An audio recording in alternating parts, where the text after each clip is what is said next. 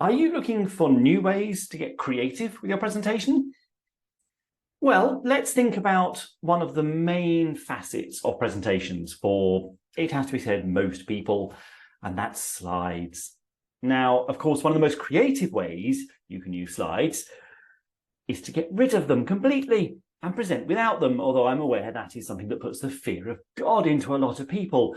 But actually, being able to present without slides, I think, is a really, really strong way to present, because it throws the focus onto you, not onto a screen. It means that you are looking out at your audience and hopefully connecting with them rather than glancing around behind you or down at the comfort monitor to look at your slides and check what they're saying. If you find yourself reliant on slides, ask yourself why you're using them.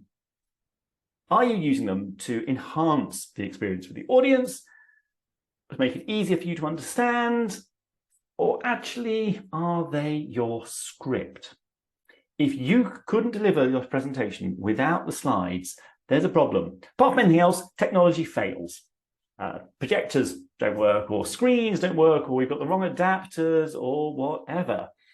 So apart from anything else, I think it's just good practice to be able to present without your slides. You need to know it inside out rather than relying on what's up there. You may also not be able to see them properly from wherever you're presenting, and you really don't want to have to keep turning around and looking at a screen behind you because you just immediately lose connection with an audience. So that, to me, is the most creative way to present, is actually to get rid of slides entirely. Try it. It is scary if you're used to relying on slides, and to a lot of people now, they come to expect slides as part of a presentation. But if you are going to use them, and the slides can be terrific if they are properly put together, then there are ways of making them more creative. And I'm going to cover some of these in my next few videos. Today, very easy one. Fewer words. If you use too many words, the problem is you're going to end up reading them. There should not be any complete sentences on your slides. There should be maybe the occasional word, there may be a short phrase, but the problem is if there's a complete sentence, A, chances are you're going to read it out, and B, your audience will have read it already. They would have read it as soon as it came up on the screen, and they can read it an awful lot faster than you can say it. So use fewer words and use more visuals. I'm going to explore that in a future video. But words often actually clutter a slide. Look at the words you put on a slide and then try and remove at least half of them, particularly if you're going to use bullet points. Again, that's going to be the topic of another video.